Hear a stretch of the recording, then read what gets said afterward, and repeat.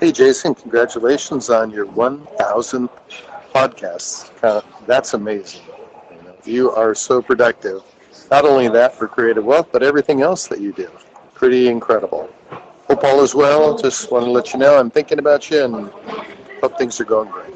Welcome to this week's edition of Flashback Friday, your opportunity to get some good review by listening to episodes from the past that Jason has handpicked to help you today in the present and propel you into the future. Enjoy. Welcome to the Creating Wealth Show with Jason Hartman. You're about to learn a new slant on investing, some exciting techniques, and fresh new approaches to the world's most historically proven asset class that will enable you to create more wealth and freedom than you ever thought possible. Jason is a genuine self-made multimillionaire who's actually been there and done it. He's a successful investor, lender, developer, and entrepreneur who's owned properties in 11 states, had hundreds of tenants, and been involved in thousands of real estate transactions. This program will help you follow in Jason's footsteps on the road to your financial independence day. You really can do it. And now, here's your host, Jason Hartman, with the complete solution for real estate investors. I want to take just a moment to tell you about Renters Warehouse, an award-winning property management company that services over 13,000 investors with over 18,000 properties nationwide. They are the only residential property manager rated by Morningstar. Their centralized model with local staff provide trustworthy support across multiple markets. These experts track all aspects of your property and never try to profit from maintenance repairs. Plus, you'll enjoy flat rate pricing and warranted tenants up to 18 months. Check this out. For a free 3-month property management trial exclusive to Jason Hartman listeners, visit renterswarehouse.com/Jason. Again, that's renterswarehouse.com/Jason.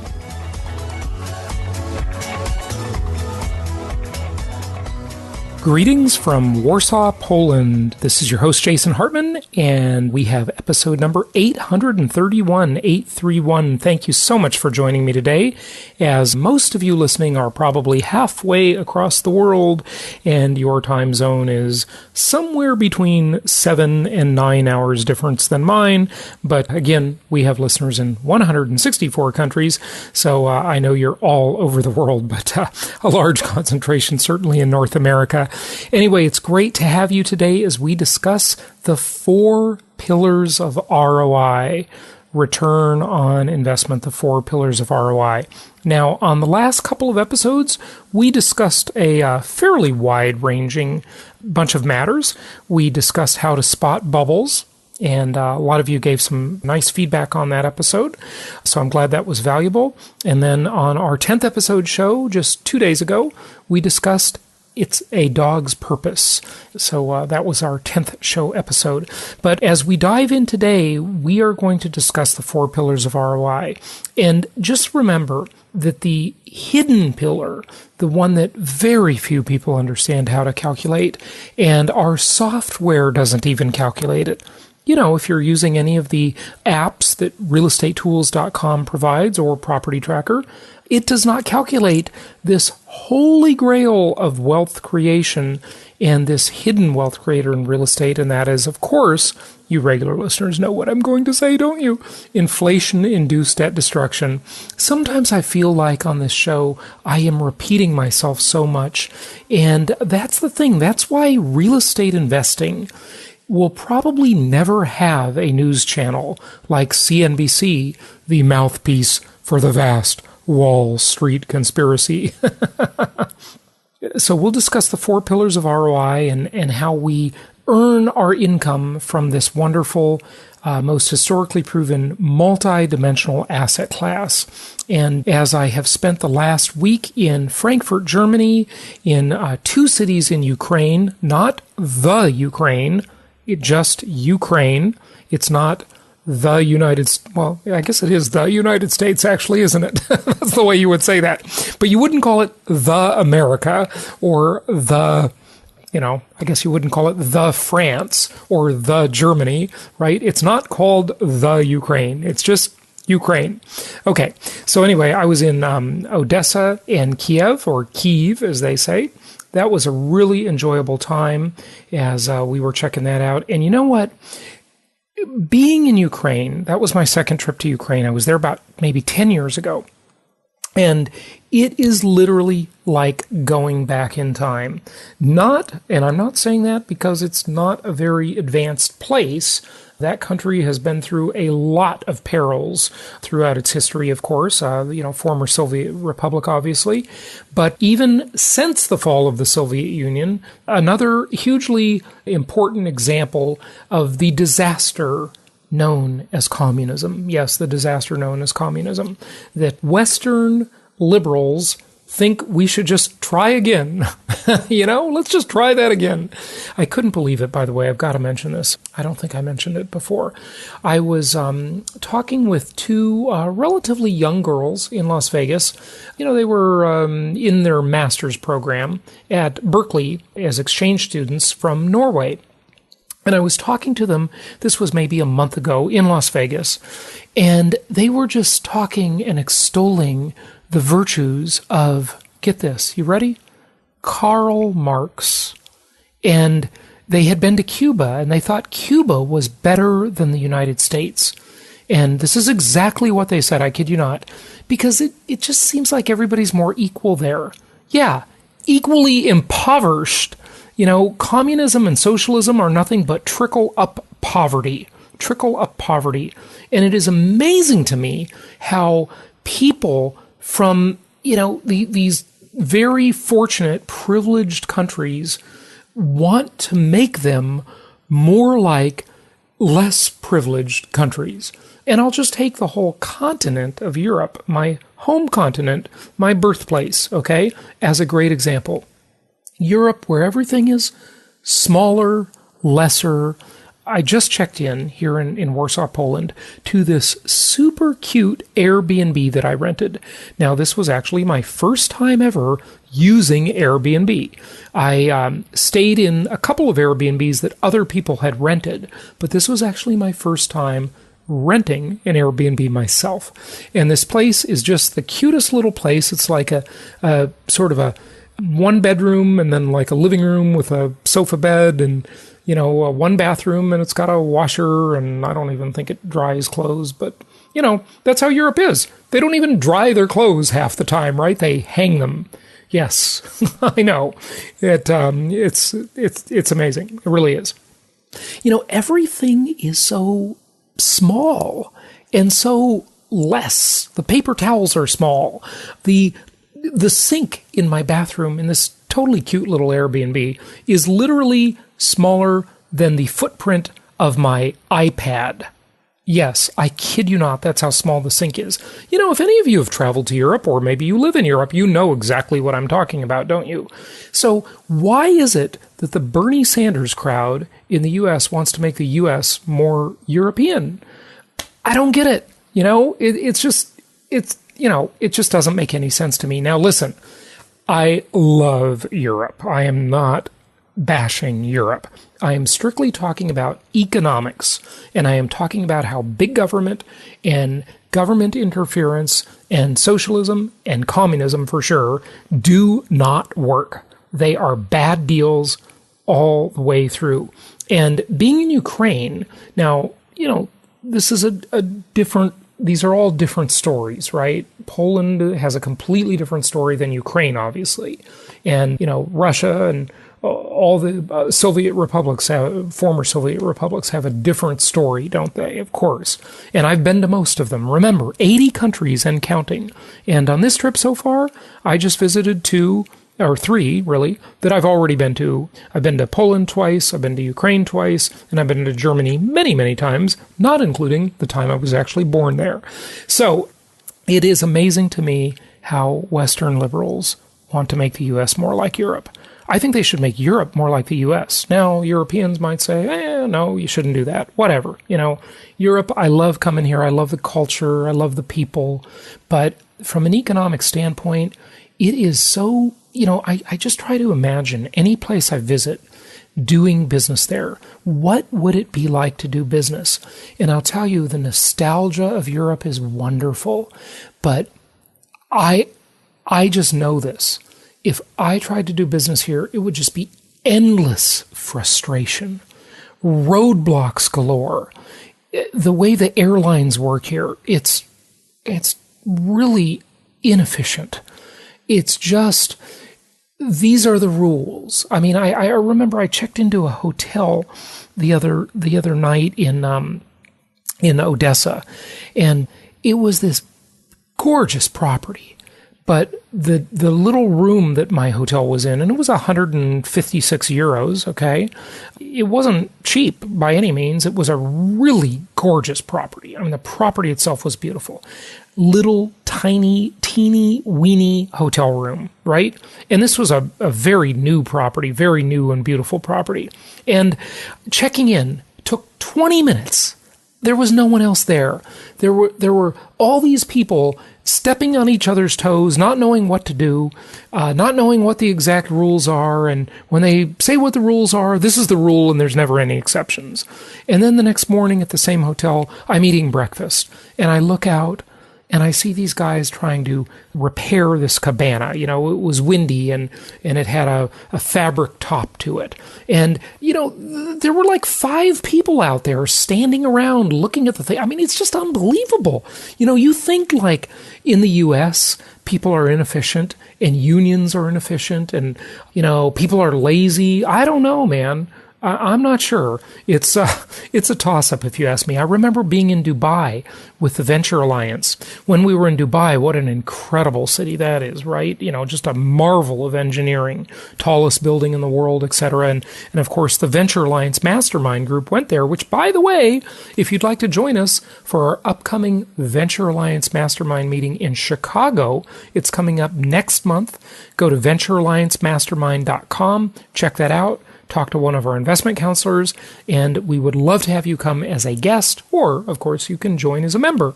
And that'll be a great time that we have in Chicago. We have these quarterly weekend getaways, and they're a lot of fun, and there's a lot of learning. And, of course, you know I've shared with you some of that Venture Alliance content on prior episodes. So venturealliancemastermind.com for more information on that. And then, of course, while I'm talking about events, just about 3 weeks after that, we have our JHU Live, Jason Hartman University Live, in Oklahoma City, along with an Oklahoma City property tour coming up right after the 4th of July. So you can go check that out at jasonhartman.com. Click on the events section for more info there. Now, back to my European rant, right? So why do people want to try this socialism stuff again? It's just failed at every place on earth, at every time in history. Now, there are varying degrees, right? There's socialism, and then it's ugly big brother communism, which is even worse. So it's just strange. But it is just bureaucracy and roadblocks. And the thing that's interesting about people and countries is that, you know, a lot of us, and I find as I get older, by the way, I get more and more nostalgic with every year that passes. I become more nostalgic. I just find myself liking nostalgic things, even if they were before the time when I was born, right? I look back to like the 40s and the 50s and the 30s and the 20s and all of these times in history, not just American history, but world history. And, you know, I don't know why. I'm just sort of nostalgic about that stuff. And then nostalgic for the times which I've been alive in past decades and how things seemed simpler back then. Remember, you're listening to Flashback Friday. Our new episodes are published every Monday and Wednesday. But here's the problem. And, you know, I'll share with you an example, too, of college. College is very interesting. I, unfortunately, and I've always felt that I missed out because I didn't have a college experience. What do I mean by a college experience? Well, the American meaning of that is, you're in a fraternity, sorority, as the case may be. You have this great social life. You party a little bit, hopefully not too much. And you make these lifelong friends, and it's a time you always remember. And no matter when you went to college, whether it be in any decade or at any point, it's got so much, it's like so steeped in tradition and this rite of passage and so forth, right? But amazingly, and maybe this affects you listening, or certainly someone right? Some people kind of never get past that. I mean, it has been startling to me that people who went to some of the more renowned colleges, very social colleges, and spending my adult life in Orange County, California, in Irvine, Newport Beach area, where I was obviously in real estate, because that's the only real career I've ever had, is always in the real estate business. It amazes me that I literally have friends who are in their mid to late 30s, and they're still talking about USC and UCLA. And I mean, I think there should be a rule that if you're over 30, you don't get to talk about college all the time. It's just, that was the 20s decade. And that's what I find of countries too. And I think that's a kind of a European thing, is that there's so much history here, and it's so fascinating, and it's so great. I mean, it's not all great. Obviously, war is a big part of history too. And there's nothing great about war. War is terrible. It's pathetic. It's awful. Should be avoided at all costs. No nation building. Thank you, George Bush. And to a lesser degree, Barack Obama, and many, many predecessors, and certainly you, John McCain. Okay, so no more nation building. Let's get out of that business and stay out of wars as much as we possibly can. And Trump, let that be a message for you. Not that you're listening or anything, because I'm sure you're not. But yeah, this getting stuck in the past, right? Old ideas. What about old ideas about saving money? About debt. We talk about this as real estate investors a lot. People are playing by an old game plan, a game plan that worked and was really good advice prior to 1971, before we went off the gold standard. Still saving for a rainy day. Well, guess what? Nobody ever got rich saving money. Nobody ever got rich saving money. The way you get rich is by investing money and taking prudent risk, not speculating, not buying properties in cyclical bubble markets. Bubble show just recently, of course, and many other prior episodes about that kind of topic. Not buying precious metals or even Bitcoin. I know Bitcoin is on a tear. And someone asked me on Facebook just tonight, they tagged me in a post and said, Jason, have you changed your mind about Bitcoin? No, I have not. See, this is the hard thing to do. It's to, and I don't mean being stupidly consistent, otherwise known as being stubborn, right? That's not wise. I mean developing a philosophy, allowing for some new input and some new data and some new information, but all in all, sticking with the plan. You know that quote I've shared with you a lot on prior episodes, and it goes something like this. I don't have it in front of me, so I hope I don't mess it up. But it says, successful people make decisions quickly as soon as all the facts are available, and change them very slowly, if ever. Unsuccessful people make decisions very slowly, and then they change them often. Okay, so you see the difference? The successful real estate investor, or successful person in any category, they get the facts, they understand what they're doing, and hopefully they follow my 10 commandments, because pretty much all the facts are laid out there, okay? And then they make a decision quickly, without suffering from the paralysis of analysis. And then they don't change the decision all the time. They stick with the program. Even when they feel like they got that terrible tragedy when the air conditioning broke and they had to spend a bunch of money to replace the air conditioning unit or the water heater, or they got that bad tenant that damaged the house, right? Or they got that bad property manager that screwed things up, or whatever it is, whatever thing has befallen you, the investment, the fundamentals of the investment did not change. So there's no reason to change the plan. And it's so easy to be enticed. Remember the story, what is that, in the Iliad and the Odyssey? I believe it is, right? Of the siren song, right? It was, I don't remember this very well, but basically the deal was that there was this island, right, where there were these sirens, and they were women, and they had these gorgeous voices, and they would sing the siren song.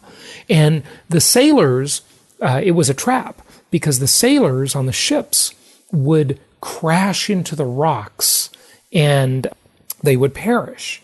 And so what they had to do whenever they passed by this island, forgive me if I'm totally destroying this, part of mythology here, right?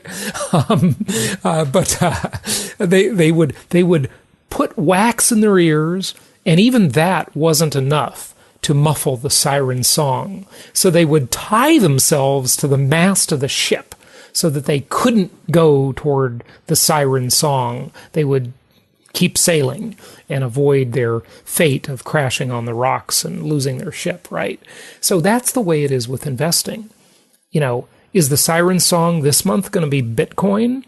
And then later it's going to be the crazily overpriced Los Angeles real estate market, or the Hong Kong market, or the New York market that's on a tear, and the common absolutely pathetic, stupid ideas where people say, well, everybody will always want to live here.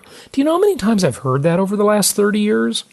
I mean, seriously, haven't you heard that one enough, folks? I certainly have. Let me give you an example, by the way, that I just read on the airplane today on my way here to Warsaw, Poland. This was in Time magazine.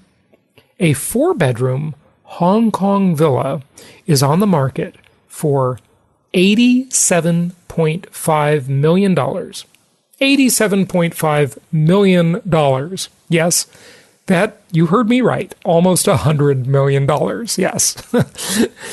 I'm looking at a picture of this, and it doesn't look that great. It looks kind of ugly, to tell you the truth.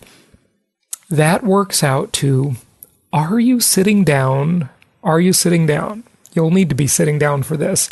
Because, if you go to jasonhartman.com and you click on the properties section, you're going to see properties for, I'm not looking at it right now, but I'm going to take a stab that you're going to see properties for about $70 to $120 per square foot. Now, during the Great Recession, we used to have properties for $30 a square foot. Yes, we did. Sorry, those times are gone, and they will probably never return. I don't want to say never. They might, but I really doubt it, okay? So don't wait. Don't try and time the market, because that is the siren song. Market timers fall victim to the siren song. They are the people who, that quote, right? They're the ones who make decisions very slowly and change them often, because as the market bumps around and goes up and down, they keep changing their mind about what they should do. It's the investment du jour, like the soup du jour, right? And it doesn't work out for them. It never does. It never does over the long term. Yeah, they'll have a run once in a while, and you'll hear their stories, and you'll become envious. Hey, I'm human. I get green with envy too, just like you do. But you've got to be consistent. The slow and steady wins the race. And look at who everybody calls the greatest investor of all time, Jason Hartman. Oh, wait. I meant Warren Buffett, sorry. Warren Buffett, right? Now, he's into stocks, and he's not really exactly an investor. He's really a mergers and acquisitions guy and an operator. He operates businesses, although not directly, because he doesn't call himself the CEO, but he's such a big investor that he exerts a lot of, blah, blah, blah. Warren Buffett's an insider. You're not going to do what he did, right? He's in a different game. But Everybody calls him the greatest investor. Why? Because he's consistent. He's a value investor. He buys value. You know what value is in the real estate business? It's a good rent-to-value ratio and a good LTI ratio, land-to-improvement ratio. If I could sum up value, those would be the first two things. After that, yeah, it's a quality area and quality properties. And just remember, quality depends on what you pay for it, right? You know, it's amazing to me how some of our investors, they'll look at Memphis, for example, and they'll say, well, the schools aren't very good here. I wouldn't send my kids to those schools. Well, hey, if I had kids, neither would I. Okay? But what do you expect for $100,000 for a single-family detached 3-bedroom, 2-bath house? Really? What do you think? It's going to be in Irvine, California, where it's got some of the best schools in the country?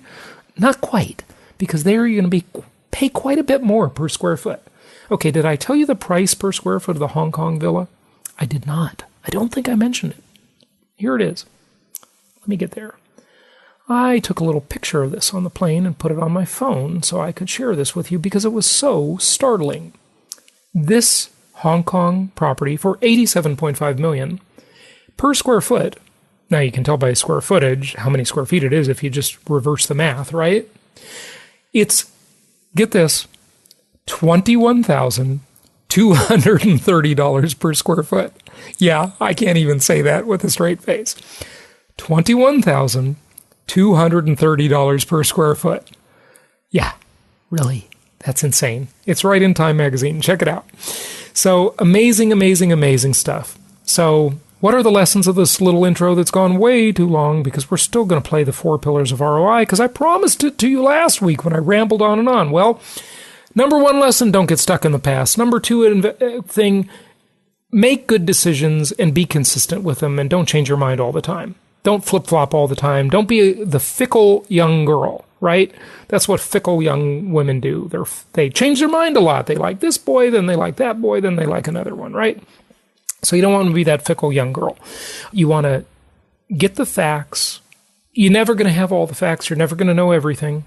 You got to take some risk. You jump in, you make a decision, you stick with it, even when there are bumps in the road. And I guess the other lesson here is don't get stuck in the past. Don't be that 35, 40-year-old person just trying to relive your college experience all the time. Don't be that country or that continent, that kind of European ideal where it's so steeped in history because there's so much history and it's so interesting and there's beautiful art and architecture all around you. I don't know. I think that has a pull. It pulls you back in time, not forward. Hey, I'm nostalgic, but you got to look to the future. Yeah. What is that saying? You appreciate the past, you act in the present, because the only moment over which we have any control is now. Now and it's gone, now and it's gone, now and it's gone, now and it's gone, right? You will never have any moment you've had ever again. It's gone forever. It's lost. It's done. It's gone. Can never get it back. And look to the future. Don't live in the future. Don't live in the past. Live in the present. Look forward to the future. Appreciate the past, but live in the present. That is the lesson. There's a book called This Precious Present I read years ago. My girlfriend Victoria actually suggested that one to me. So those are some good lessons there. And let's get to a little live clip here. I think it's about maybe 20 minutes long. I don't know. In my mind, 20 minutes is always a half hour. Anyway, yep, that's it. Okay, so let's talk about the 4 Pillars of ROI. Go to jasonhartman.com. Join us for our upcoming JHU Live in Oklahoma City and also our Venture Alliance Mastermind in Chicago.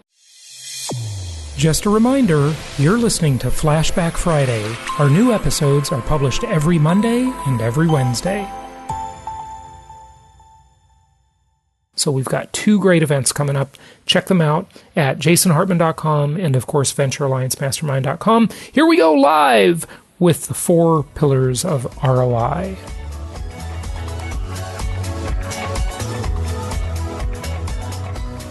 let's talk about the 4 pillars of ROI. Before we do that, let's just refer to a proforma one more time here. These are the standardized assumptions that we want them to either be this or worse on the proforma. Now, local market specialists, they upload the properties to our website, so you can see some variance in this, but these are the guidelines we ask them to follow, okay? No more than 6% appreciation projection, no less than 8% vacancy, and 9% management. That does vary, okay, obviously. And maintenance percentage of at least 5%, okay? And that depends on the age of the house, obviously. But here's an odd thing. You know how I did that show on minimalist management too? In some of these older houses that don't have a lot of items, like they don't have dishwashers, they don't have this and they don't have that, they don't have garages, they don't have automatic garage doors, even though the house is older, there's kind of less maintenance in some ways on those. So no rule applies absolutely, okay? Except that rule, that no rule applies absolutely. There are a little bit of exceptions and requires some thinking on stuff. But the things you want to pay attention to on this proforma, on the expense side, on the left column, right in the middle of the page, middle left, pay attention to property taxes, association fees. Does the property have an association or not? Okay, and insurance, interest rates, of course, vacancy rates, rental prices, all right? And we always suggest that, look, the first commandment is thou shalt become educated. Become educated so you can be your own best advisor, okay? Learn how to do your own research. Go online and check comparable values and rental rates.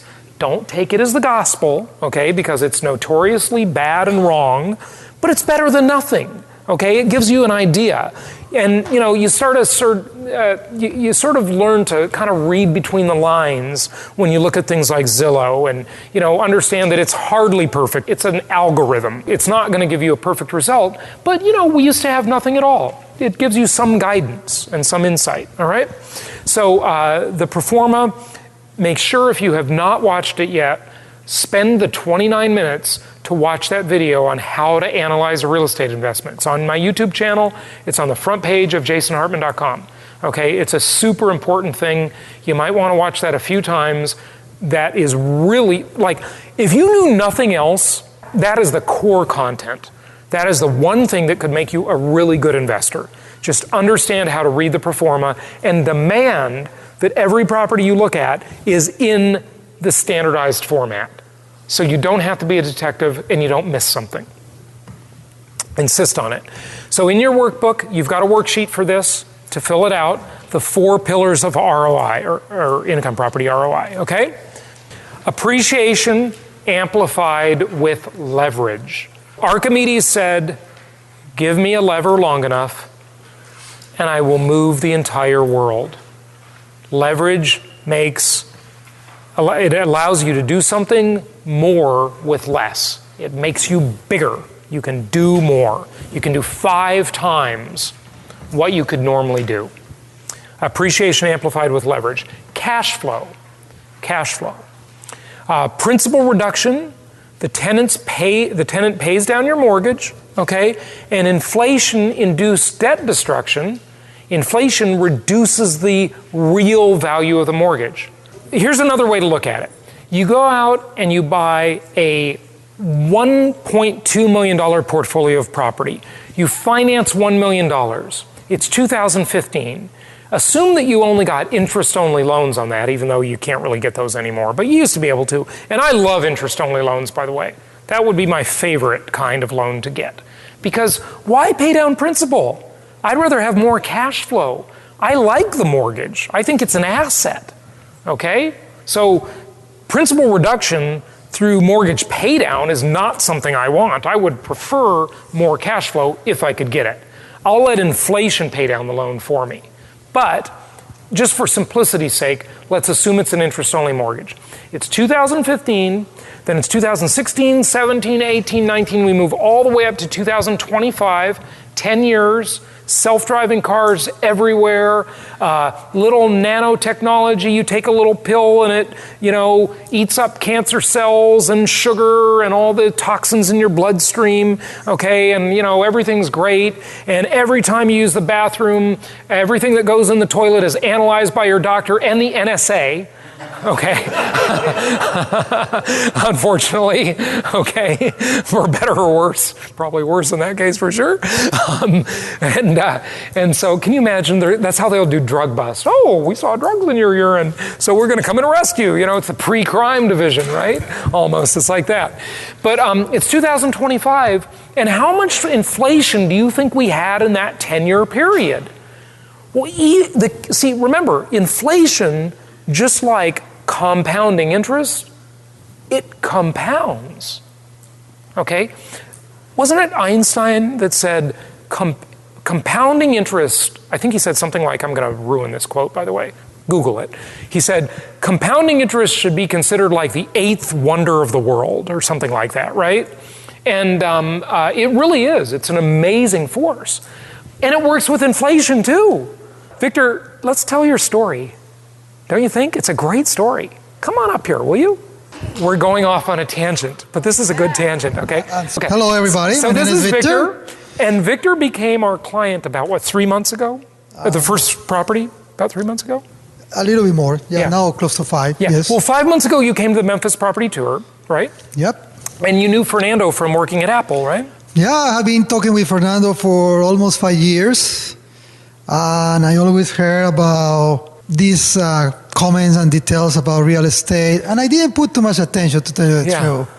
I'm like, we are so focused into our pros. And what do you do for Apple, by the way? I work in the wireless design team.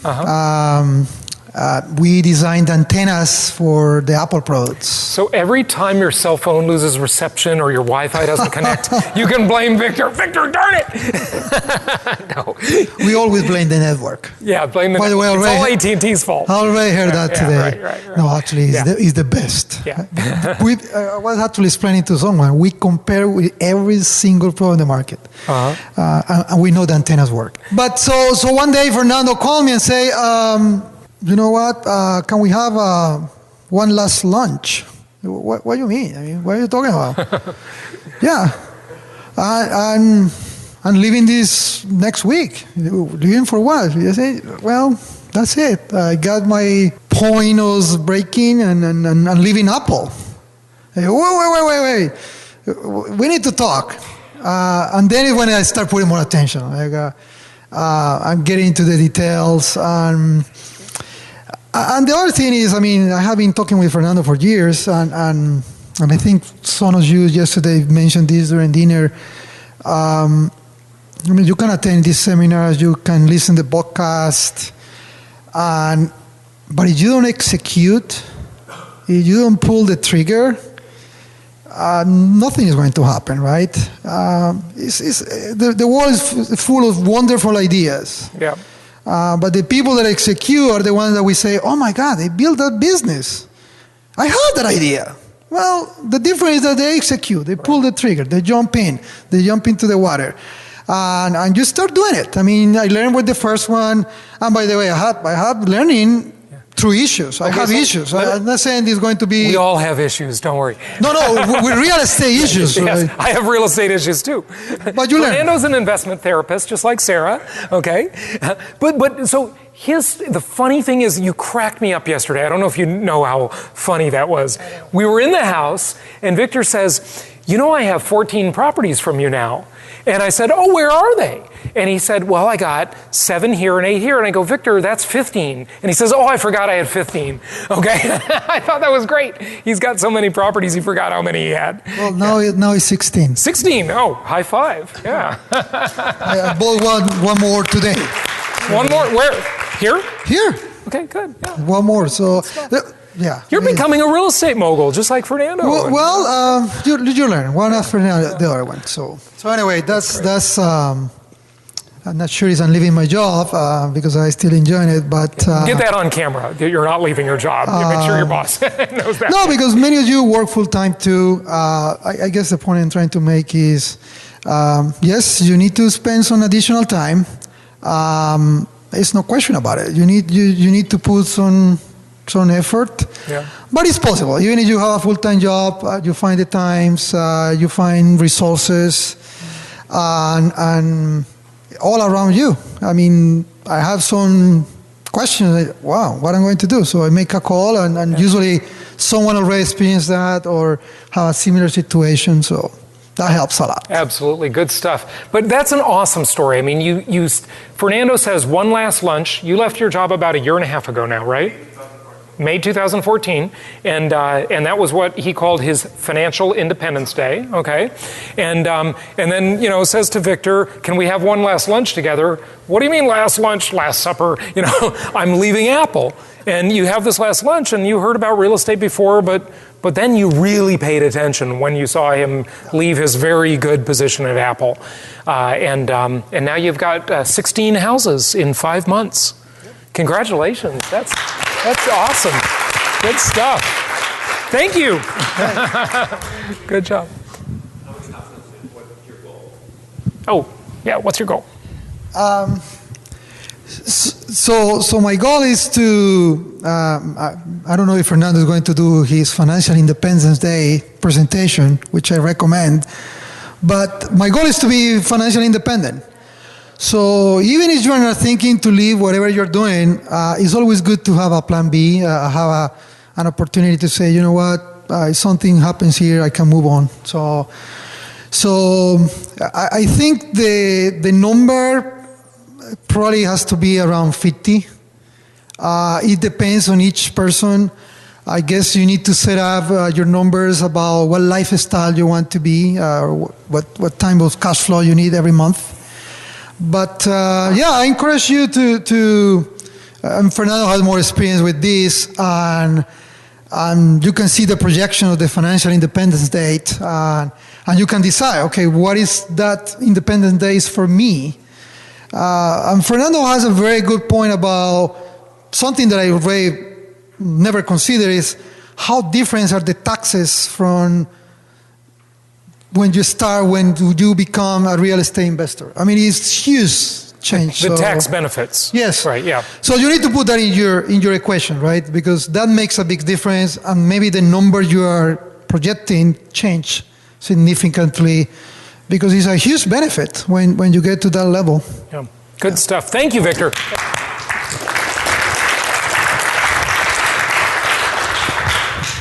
That's one of the other things. A lot of real estate investors, they're winning, but sometimes they feel like they're losing just because they don't know how to keep score.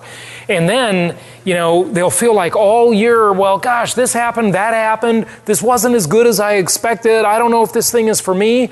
And then it comes April, and they go get their taxes done, and their accountant says to them, oh, you saved on your tax bill a lot of money this year, And then they realize how much better it is. Of course, they also don't know that they're winning because they don't know how to do the math and do the proforma, right? So there's a lot of hidden stuff going on. The iceberg is mostly below the water. Just ask the captain of the Titanic, right? A lot of that is going on underneath the investment. They don't notice it every month. They're thinking like, well, I make $200,000 a year, and I went through all this hassle, and I got $300 a month. What really is this worth my time? That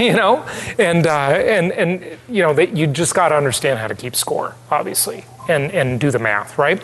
So the fourth pillar here is the tax benefits, right? That's a good segue into that, the tax benefits. Definitely very important.